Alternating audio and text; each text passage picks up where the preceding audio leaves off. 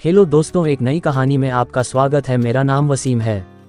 दोस्तों, माँ के विषय में लिखी गई कई तरह की कहानियाँ इंटरनेट पर मौजूद है और इनमें से ज़्यादातर माँ की इमोशनल कहानियाँ आपके आंखों में आंसू ले आती होंगी।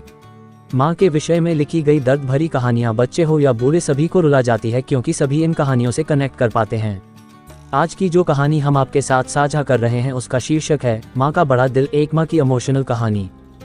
एक पति पत्नी के जोड़े को 2 बच्चे हुए, दोनों ही बेटे। माँ बाप ने इन दोनों ही बच्चों को खूब प्यार से पाला पोसा, पढ़ाया लिखाया, बड़ा किया और इस काबिल बनाया कि यह अच्छी नौकरी कर सके, समाज में अच्छा जीवन व्यतीत कर सकें। अपने बच्चों के लिए दिन रात कड़ी मेहनत करके एक बंगले जैसा 2 मंजिला घर बना कर दिया, ताकि दोनों बेटे शादी के बाद भी एक साथ लेकिन अलग अलग कमरों में रह सके, ताकि आगे चलकर कभी बंटवारे का विचार ना आए और इनमें लड़ाई झगड़े ना हो। दोनों बेटों को अच्छी नौकरियां लग गई, दोनों की ही शादी हो गई। बड़ा बेटा जो घर के पहले माले पर रहता था, उसको एक बच्चा भी हुआ। पोते का मुंह देखकर दादा दादी बहुत खुश हुए। सब ठीक चल रहा था, लेकिन थोड़े ही दिनों बाद बूढ़े पति की मौत हो गई। जब तक पति जिंदा था, दोनों बेटे और बहू माँ का सम्मान किया करते थे। जैसे ही पति मर गया, दोनों बेटे और बहुएं हर दिन माँ की सेवा करना तो दूर, माँ को हर दिन खाना खिलाने के लिए भी राजी ना थे। दोनों बेटे और बहुओं ने मीटिंग की और तय किया कि माँ को खाना खिलाने की जिम्मेदारी बांट ली जाए, यानी कि 15 दिन बड़ा बेटा और 15 दिन छोटा बेटा माँ के खाने की जिम्मेदारी लेगा। जिन बेटों को बिना दिन रात देखें, भूख ना होते हुए भी और मनचाहा खाना हमेशा खिलाने के लिए जो माँ तैयार रहती थी, अब उसी माँ को बेटों के यहाँ पर दिनों के हिसाब से खाना दिया जाता था। माँ का दिल बड़ा था। माँ को इस बात की खुशी थी कि वह जैसे भी हो अपने बेटों के साथ रह रही है, और इसी खुशी के कारण बेटों के द्वारा दी गई रूखी सूखी भी उसे किसी पकवान से कम ना लगती। लेकिन दुर्भाग्य की बात तब हो जाती जब किसी महीने में 31 दिन आ जाते और उस एक दिन माँ को भूखा ही रहना पड़ता। एक बार जब बड़े बेटे के यहाँ 15 दिनों तक खाना खाने के बारी चल रही थी, तब बड़ा बेटा अपनी बीवी और बच्चे के साथ कहीं बाहर किसी फंक्शन में जा रहा था। बड़े बहू ने माँ से कहा, माँ जी, आज खाना नहीं बनाया है, हम बाहर जा रहे हैं, वहीं खाएंगे, आप अपने लिए कुछ पका लेना और खा लेना। बूढ़ी माँ ने कहा, लेकिन बेटा मुझे तो गैस चलाना नहीं आता।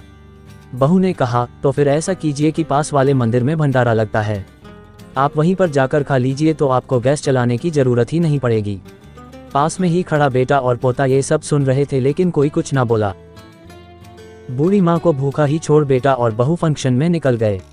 माँ को थोड़ा दुख तो हुआ, लेकिन फिर अपने आप को ये सोचकर मना लिया, ठीक ही तो है, कभी कभी बहू को भी घर के काम से आराम मिलना चाहिए, और भगवान का भंडारा खाने का सौभाग्य किस्मत वालों को ही तो मिलता है। माँ खुशी खुशी मंदिर में जाकर भंडारा खा आई। कुछ दिन ऐसे ही बीत गए। एक दिन बड़े बेटे को छुट्टी थी। बेटा, बहू और उनका बच्चा अपने घर में साथ में समय बिता रहे थे। माँ बाप छोटे बच्चे को पूछ रहे थे कि वह बड़ा होकर क्या बनना चाहता है और क्या करना चाहता है। छोटे बच्चे ने बड़े ही सरल भाव से माँ बाप को उत्तर देते हुए कहा, वह बड़े होकर वकील बनना चाहता है। उसकी इच्छा इस घर से भी बड़ा एक घर लेने की है, लेकिन वह घर मंदिर के पास होना चाहिए। माँ बाप ने पूछा, घर के पास मंदिर क्यों होना चाहिए? तब बच्चा माँ बाप से कहता है, घर के पास मंदिर इसलिए होना चाहिए ताकि जब मैं बड़ा होकर किसी फंक्शन में बाहर जाऊँ तो आप दोनों को ज्यादा तकलीफ ना हो, मंदिर नजदीक रहेगा तो आपको ज्यादा दूर जाकर भंडारा नहीं खाना पड़ेगा। मासूम बच्चे का ऐसा जवाब सुनकर दोनों ही के पैरों तले से जमीन खिसक गई। उन्हें अपनी गलतियों का एहसास अब जाकर हुआ था, जो उनके 5 साल के बेटे ने पहले ही कर लिया था। दोस्तों, दुनिया के हर माँ बाप ये सोचकर अपने बच्चों को बड़ा करते हैं कि वह उनके बुढ़ापे की लाठी बनेंगे, ना कि वह लाठी बनकर उनके ही पीठ पर बरसेंगे। कर्म का चक्र निरंतर घूमता रहता है। दोस्तों, आज जो तुम दूसरों के साथ कर रहे हो, आगे चलकर तुम्हारे साथ वही होगा, ये तय है। इसलिए हमेशा याद रखो कि दूसरों के साथ वैसा ही बर्ताव करो जैसा तुम चाहते हो कि बाकी लोग तुम्हारे साथ करें। मैं जानता हूं दोस्तों, यह माँ की भावुक करने वाली इस कहानी पढ़कर आप भी भावुक हो गए हैं, लेकिन इस कहानी को लिखने का उद्देश्य आपको भावुक करना नहीं था, बल्कि लोगों तक ये संदेश पहुंचाना था कि हमारे भारतवर्ष में जिन माँ बाप को भगवान का रूप कहा गया है, उनके साथ आजकल जैसा व्यवहार हो रहा है वह नहीं होना चाहिए।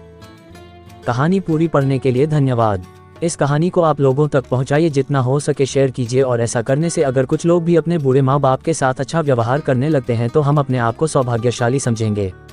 दोस्तों, कहानी पसंद आई हो तो हमारे चैनल को सब्सक्राइब करें और कमेंट करके बताएं कि आपको किस तरह की कहानी चाहिए।